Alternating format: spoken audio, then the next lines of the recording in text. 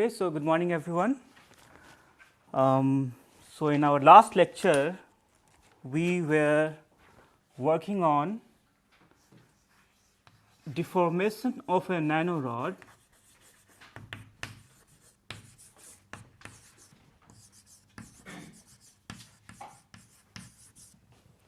which is like your one-dimensional crystal,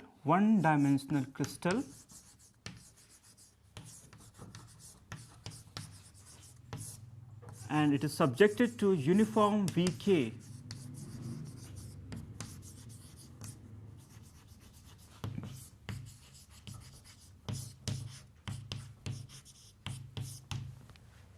Okay, and then we thought what would be that deformation map. So we took a hint from the continuum deformation map, which was that little x of s, which is same as little x of big X1, big X2 and s, that's equal to little x of f plus e to the power sk into little x naught minus little x of f plus s tau k hat. Okay, and this was the cross section at any s. Maybe I should have capital S here, and that's the cross section for s equal to 0. So you could write down the map for any cross section in terms of the cross section at s equal to 0, and that was your unknown. So we are going to get some hint from this continuum map and say that the nanorod would also follow this map, but it's just that instead of cross section we have the small repeating box of the nanorod or the unit cell of the 1D crystal, right? You remember we drew our unit cell.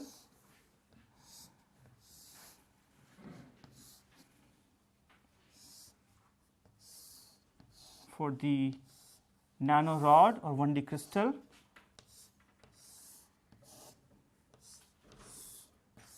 So it can extend in both the directions if it's an infinite nanorod, and then you can think of atoms within the nanorod.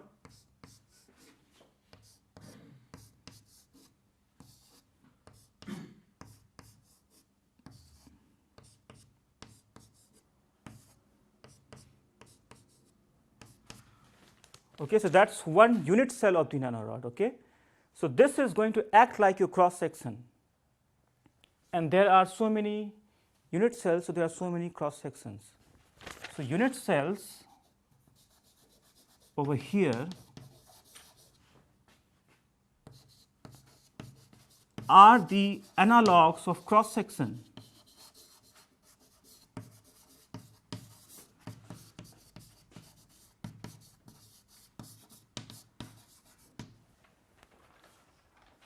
Okay, and the cross section you are denoting by little x naught, which was only a function of big X1, big X2,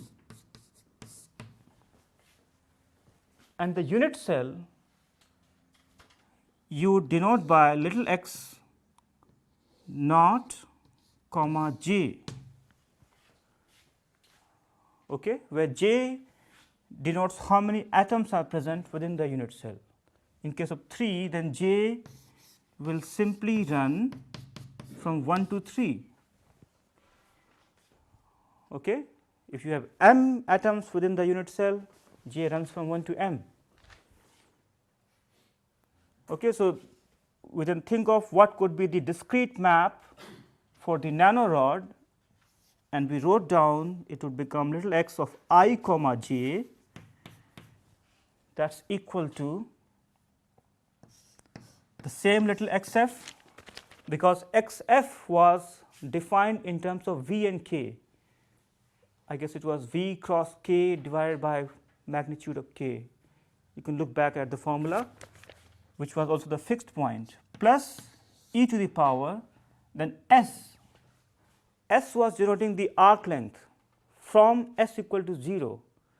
So, if you are looking at ith unit cell and the length of these unit cell or the period in this reference state, in the straight state, if that is L naught,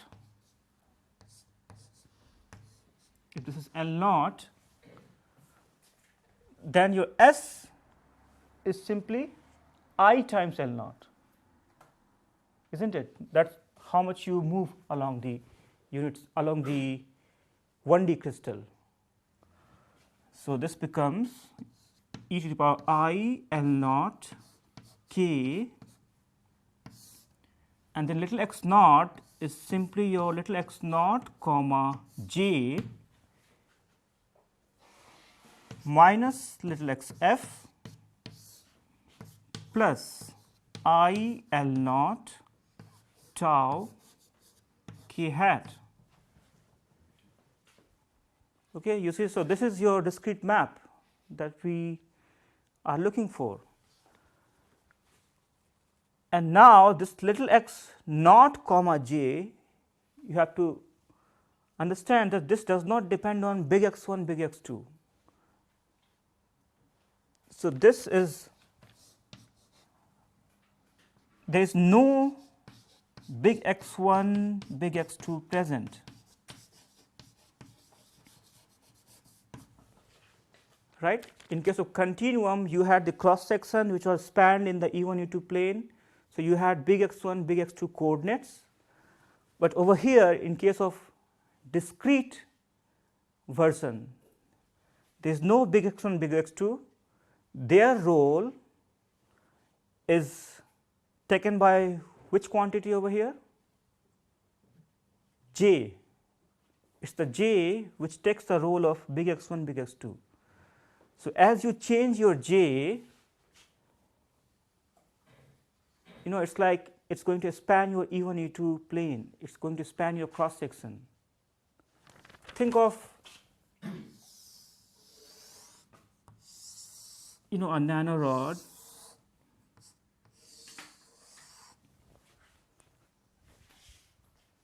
and this is one of the cross sections. If it is a continuum, then you have big X1, big X2 coordinate, and you have material point everywhere. For every big X1, big X2, you have got a material point. But if you want to think of it in a discrete way, then you do not have material point everywhere, you have material point only at the locations of the atoms, right. So, maybe something like this.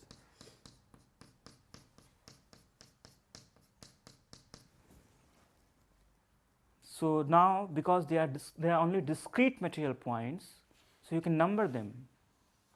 So, you can number them using j. So, j running from 1 to m, right. So, j equals 1 to m.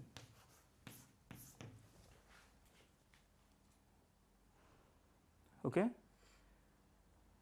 So, you see everything is now becoming discrete, there is nothing continuum now.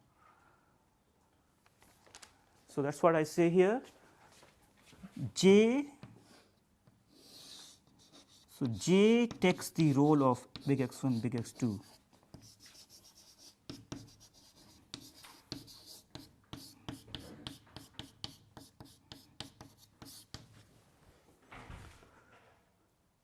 Okay. And you know, you might ask, will the 1D crystal really follow this map? We understand that, okay, in case of continuum, the continuum rod is following this map. If you have one cross section, then you can generate any other cross section using this map. But then when you have the discrete crystal, should it follow the same map? Right, this is continuum, this is discrete. So, that is certainly a question mark, isn't it?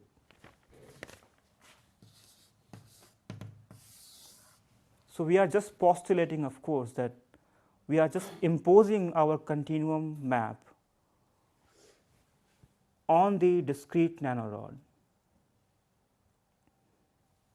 But you can also prove it if the nanorod is subjected to, let us say, pure extension, pure torsion, or combined extension torsion, or pure bending. If those are the cases, then it really follows exactly this map. But if you subject the nanorod to a deformation in which it has bending and also stretching in it, and if you want that nanorod to be in that deformed configuration, then you would have to apply some extra force on the atoms to let the nanorod be in such configuration. I will talk more about this as we proceed, but this is again, I have to tell you, this is always a question: can we just impose our continuum map on the discrete nanorod? The continuum map, can this directly be imposed on the discrete version? That's always a question.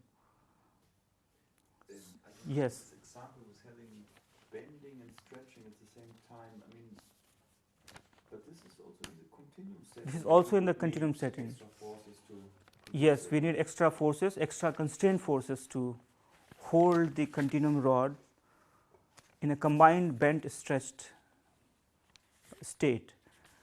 So, yeah, so you could say that, so there also we have some force, and even here in the discrete case also we would require those forces.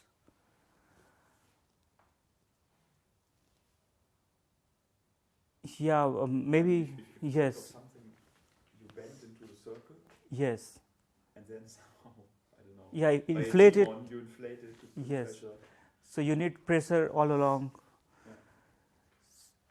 Yeah. Yeah, that's right. But can we always, is that, so is this question not present ever? Because I see that people always say that we are just assuming that we are imposing the continuum map on the discrete crystal. So that's a postulate. Does it really hold? That's a question.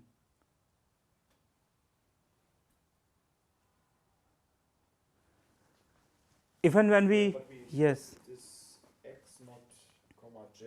Yes. That can take more or less arbitrary values, so the cross section can Of course. relax. Yes. So here. That with the ordinary Cauchy-Born rule. Right. Right. Exactly. Yeah. Apply the deformation at the boundary. Yes. Atoms within the unit cell are allowed to relax. So they can adapt somehow. Yes. So here also we are letting the atoms within the unit cell or in the cross section to freely relax, subject to the, which is dictated by the energy. Yes. Yeah.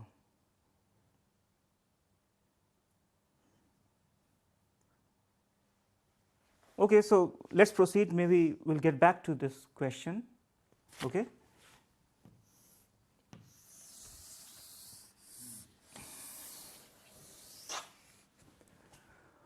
All right.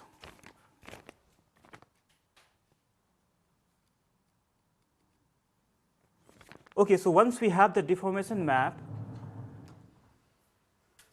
then the next question, of course, is to get these unknowns. See, in the straight state,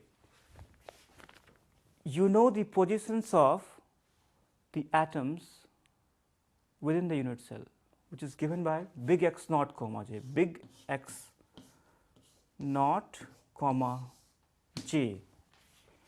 So that would be known to you. What's the reference state of the crystal? and for any other atom which would be given by a big X of I comma j, that's simply I times L naught times your E3, where E3 is the direction of periodicity, plus your big X naught comma j.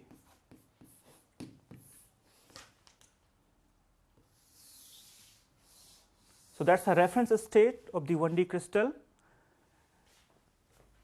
where your big X naught comma j is known. But then when you, let's say, bend this crystal, stretch this crystal or twist it, or you apply any other deformation but uniform, then this little x naught comma j is the unknown.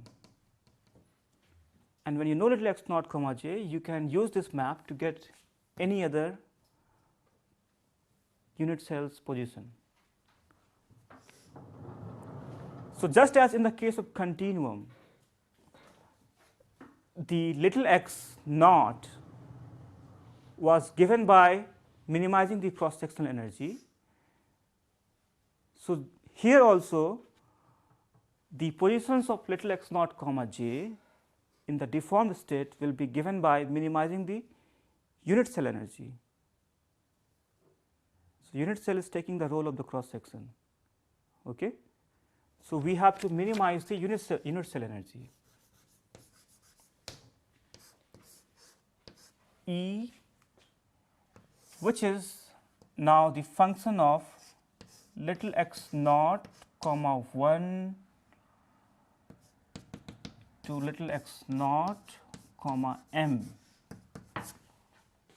all the atoms within the unit cell, and of the strain measures V k.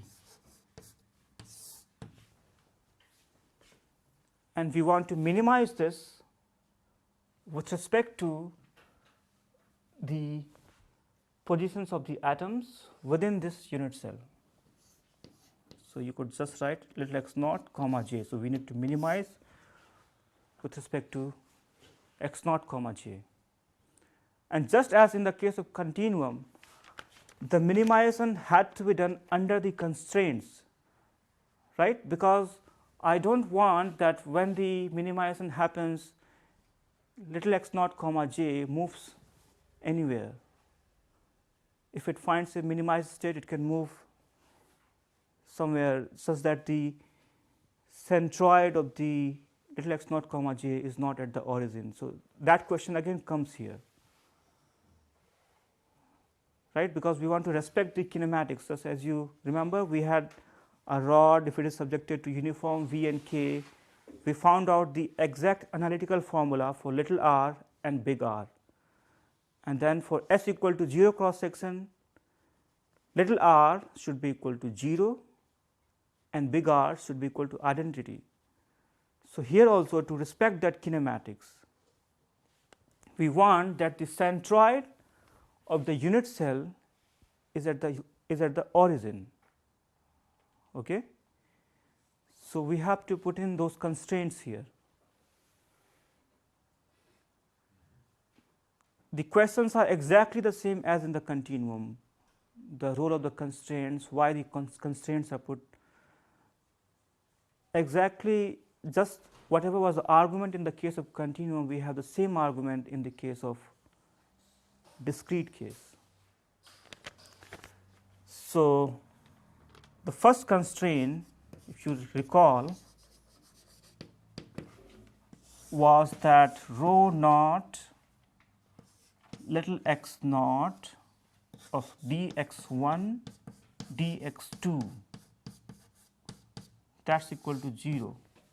So this was saying that mass center at the origin.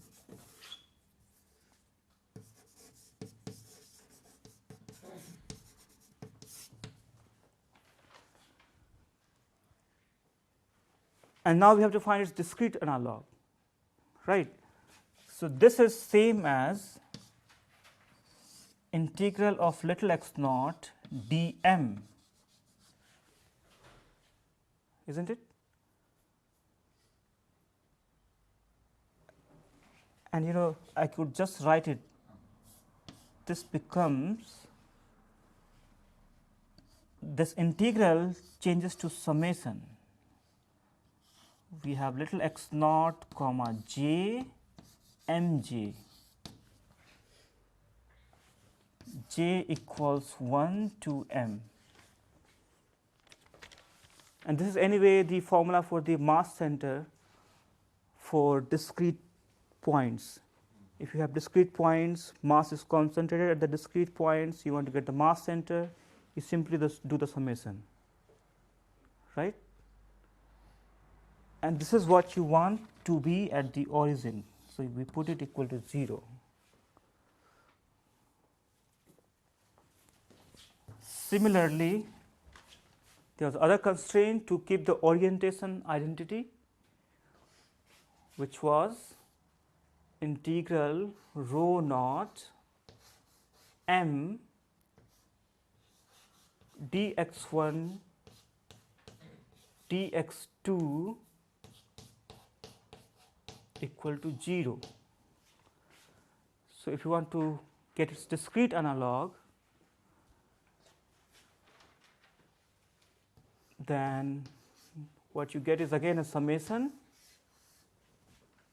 over j equals 1 to m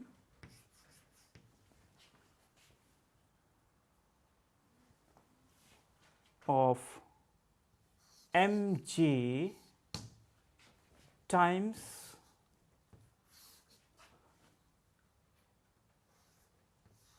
x naught comma j 2 x naught comma j 3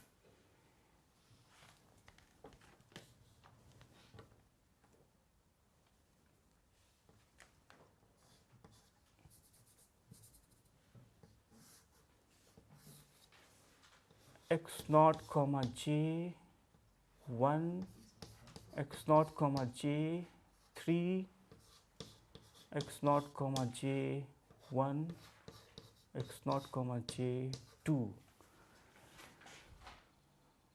You see, x naught comma j, it tells you which atom number, j tells you the atom number, naught tells you the unit cell, that simulation box, and the superscript, they tells you the components of the atomic position. 2 tells you the second component. Okay? So, superscript tells you the components and the subscript identifies the atom. So, I could write here superscript, maybe somewhere here, superscript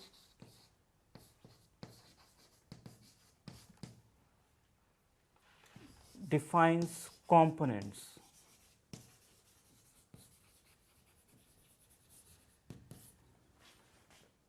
Okay? And this is what we want to set to 0. That is the mixed moment of inertia for discrete set of particles.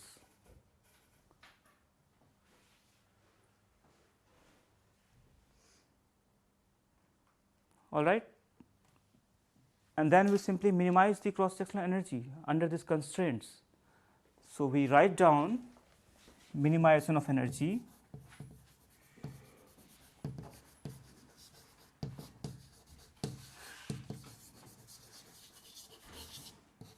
under constraints.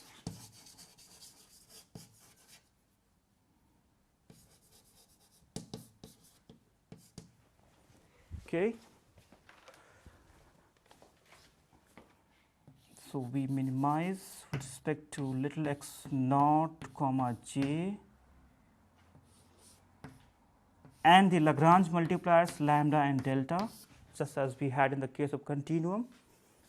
And we have unit cell energy E, which is a function of little x naught comma j and the strains Vk, and then plus the constraint terms plus lambda dot summation over j of mj x naught comma j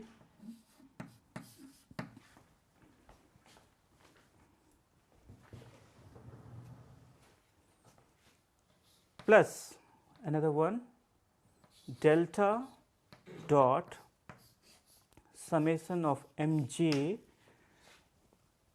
and that the vector that you see here, you could tell your m vector, right, just as you had in case of continuum, big M.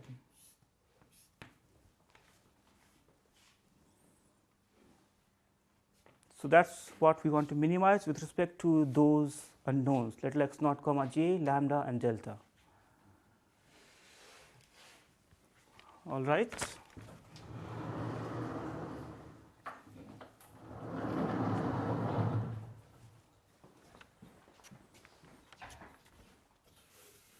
And you see, now the minimization is really easy when you compare this to continuum. In case of continuum, you had to take the first variation. But here, your unknowns are simply variables. Unknowns are not functions. In case of continuum, the unknown little x naught was a function of big X1, big X2. But over here, the unknowns are not functions. They are simply variables. Little x naught comma 1, little x naught comma 2, little x naught comma 3. So unknowns are the atomic positions. So now, you can use ordinary calculus. Simply take the differentiation with respect to the unknowns and set it equal to 0. You don't have to take the first variation. So that's one nice thing about discrete world. The variations are gone. Okay.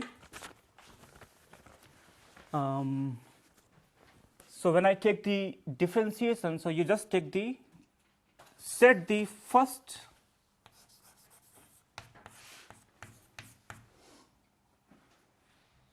order of differentiation, maybe set the first order of differentiation equal to 0,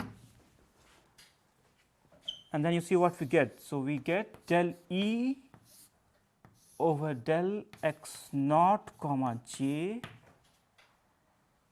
plus, what are you going to get over here when you take the differentiation with respect to x naught comma j?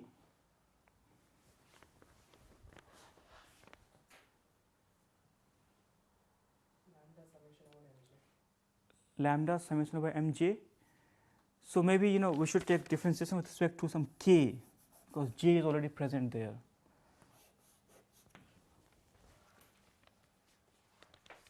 So I am taking differentiation with respect to kth atomic position, and you have to assume that every position of every atom is independent of other atom.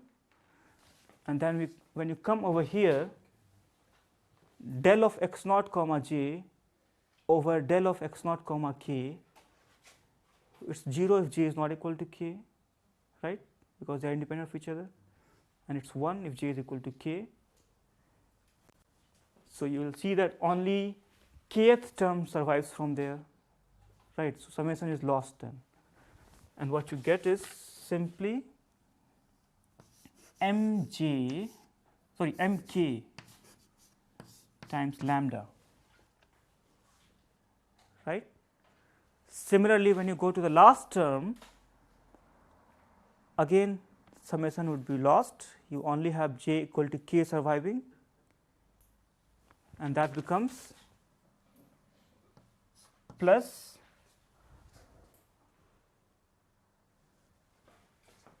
and this is going to become mk times your M matrix. You remember your M matrix times delta. The M matrix was a matrix formed by the coordinates of the atoms, and it was not skew symmetric, it was symmetric, but it had 0 on the diagonal, and this was x3 comma k, sorry, k goes up, then x2k, okay, am I doing something wrong? Yeah, k has to be down. Okay, sorry. All right, so k has to be down. X to 0 comma k, right? 0 comma k. So you got so many things to carry along. 0 comma k 3 x 0 comma k 2. So here also I get x 0 comma k 2 x 0 comma k 3, and this is x 0 comma k 1, and that's again 0 comma k 1. All right, so this is what we have to set to be equal to 0. And then we take differentiation with respect to Lagrange multipliers, with respect to lambda, and that gives us the constraint mj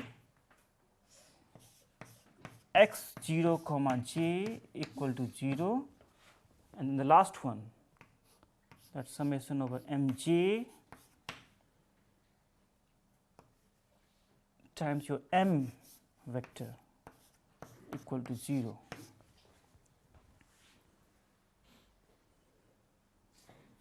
Okay, so can you see m vector should, yeah, that's right. So maybe j. Okay. So can you see how many unknowns are present here? There is one lambda vector, one delta vector, so 6 unknowns are there. And how many in x naught comma k? So k runs from 1 to m, so 3m, right? So total unknowns,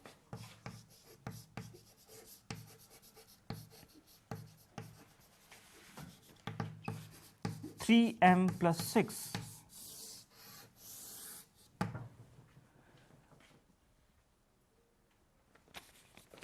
The meaning of these two equations are quite evident. These are the constraints. What's the meaning of the first equation? You have to now maybe have a comparison with the continuum case. For little x naught, the equation was divergence alpha dot p plus k cross pe3, and that was equal to lambda, sorry, rho naught of lambda plus maybe m times delta, yes.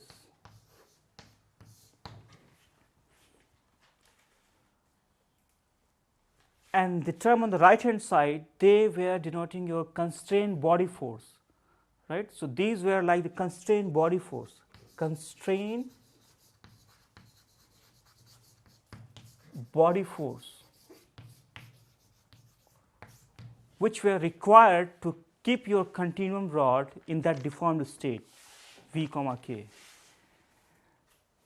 And if I compare this with this term over here, then you can show, which we haven't shown by the way, that the first term, that's the derivative of the energy with respect to atomic position, this is nothing but the negative of the force on the atom. You can take an analog from your first year mechanics. You have a potential, you take the negative gradient of the potential, you get the force, right? So it's very much like that. The negative gradient with respect to atomic position gives you force on the atom. Okay, so this term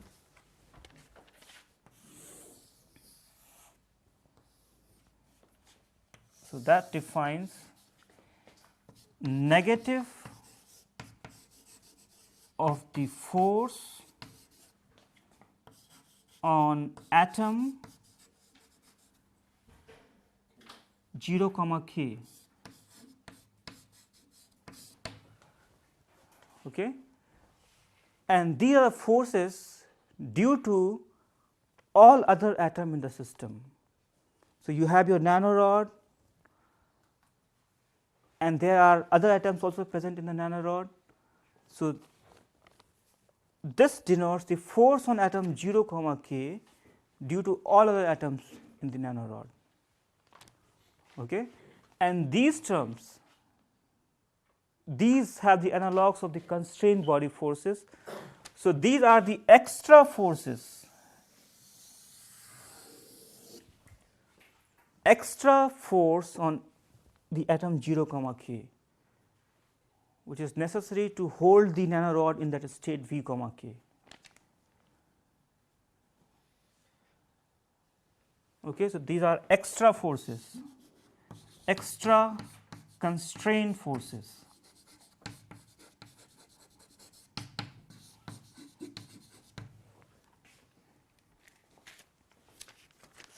And and just as in the case of pure bending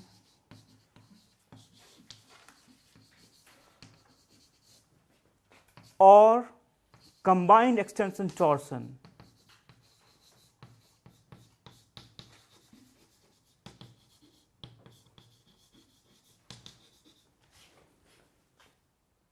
so in these two cases,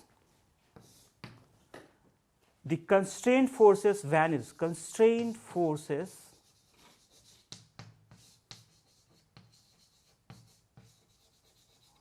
vanish. Similar thing happens even at the discrete level. If you subject your nanorod to pure bending, the constrained forces or your lambda and delta will be 0. And in case of extension torsion also, your lambda delta becomes 0. Okay? But for a general state, you will have some lambda and delta, which will automatically be given by solving this equation, which will be necessary to hold your nanorod in that V, k state. All right?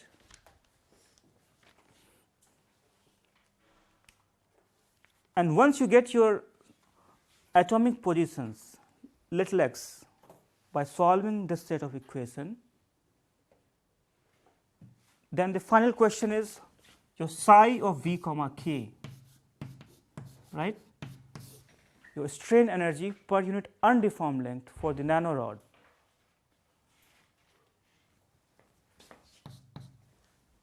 And can you now tell me what is that going to be?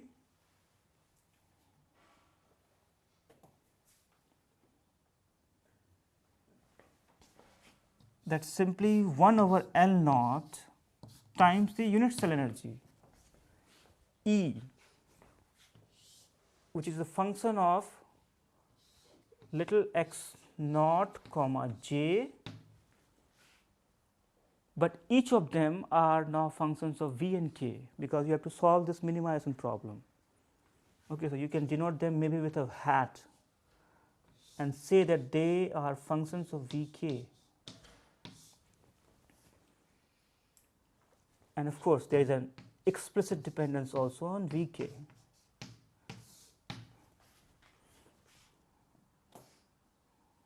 Okay? So that's how you get your psi for the 1D crystal. Once you get your psi, you can take the derivative with respect to V and k to get your forces and moments. You take second derivative to get the elasticity tensor. But that's a bit tricky with the constraints, and we won't cover that of course here in the class, but you can go to a paper that we wrote down. Okay, so you go to this paper.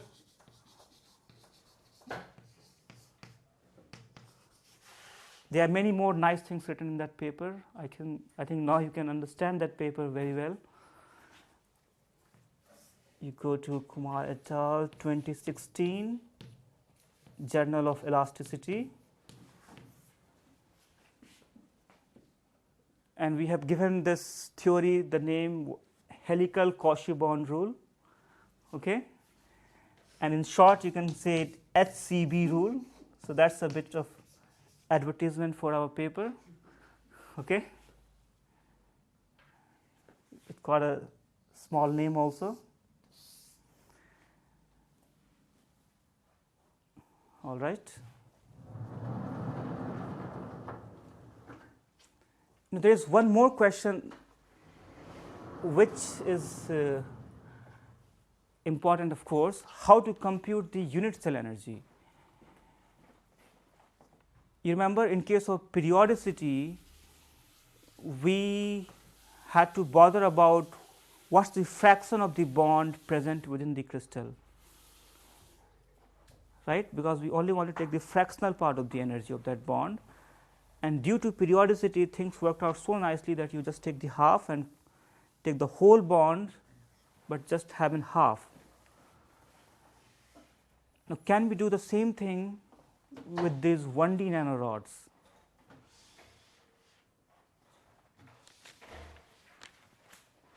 It turns out yes, we can.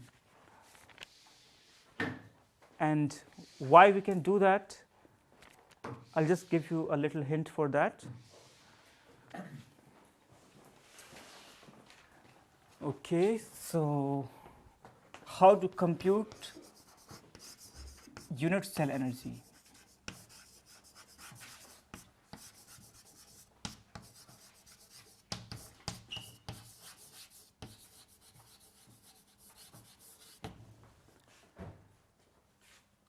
So think of the unit cell here, which of course has got some extension into the board. So there are atoms present over here, cross atom, maybe a circle atom, and a square atom. Then I look at the neighboring unit cell, and you see now it is tricky. It's not just periodically repeating. Think of torsion of a nanorod, for example. Then you can't just periodically repeat it, right? If you want to insert torsion in the nanorod, you have to also rotate it. The next ones should be rotated using that deformation map that we had over there, little x of I comma j in terms of little x of naught comma j. So you have to translate and rotate your helix, rotate your unit cell along the helix, right? So, and in case of pure torsion, the helix becomes a straight line. So you just have to translate and rotate about the straight line. So the next unit cell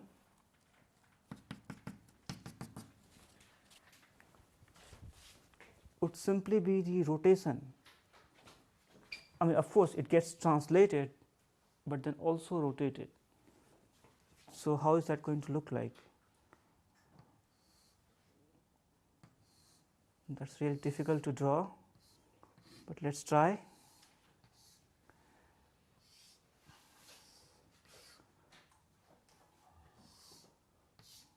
Oh, it doesn't look like really.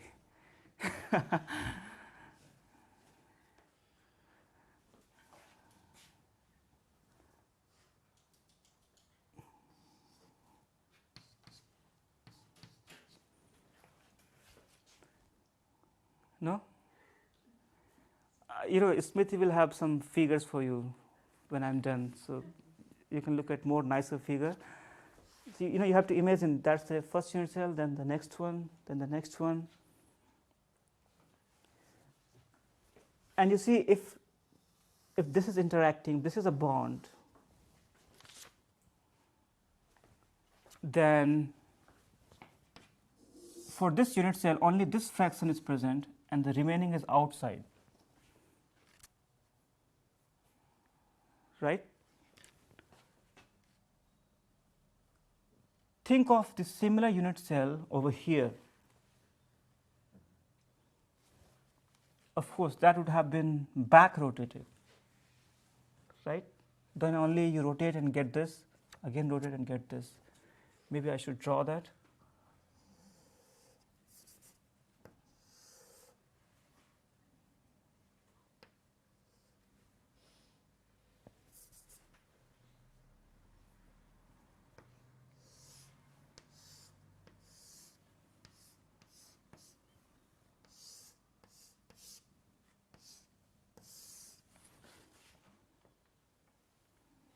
Not really. Okay.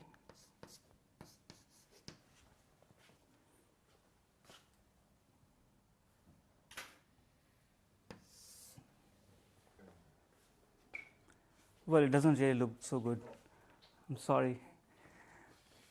But what you have to realize is that a bond which is present over here, you will have similar bond over here, right? Because of that, there is some kind of repetition. It's not a periodic repetition, but there is some kind of repetition, right? The environment that you have over here between two unit cells, you will have the same environment here also between these two unit cells, but they will be, you can obtain one by rotating the other. In case of translational periodicity, you have exactly the same environment, whatever is present here, same is here, but in case of torsion, the environment that you have over here would be some finite rotation of the environment that you have over here, right? But exactly same environment, just some rotation. So, if there is a bond here whose, let us say, part A is within, part B is outside, then over here part B will again be within and part A outside, just opposite of what it is here. If here part A is within, then over here that part A will be outside,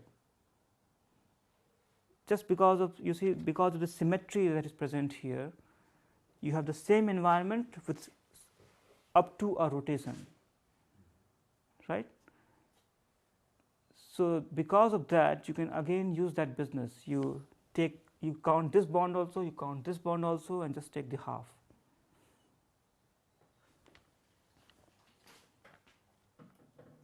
And it's because of symmetry, it's actually a symmetry. It's because of symmetry that even if the potentials are not pair potentials, if they are 3 body, 4 body, 5 body, you can always do that half business. And if it's a 3 body, for example, then over here also you have that 3 body, then whatever is outside, that would be here inside.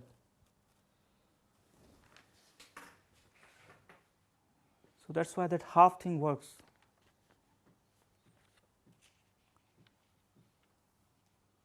Okay. All right. So that's where I will stop for the helical Cauchy-Born rule. And now, Smriti and Prakhar, they are going to mesmerize you with some nice examples. Okay. And once they are done, I'll again take over. There is one more lecture remaining, and I like to discuss what's called finite element discretization of rods. If you want to solve your rod equations using finite element method, then what do? That's what I'm going to discuss.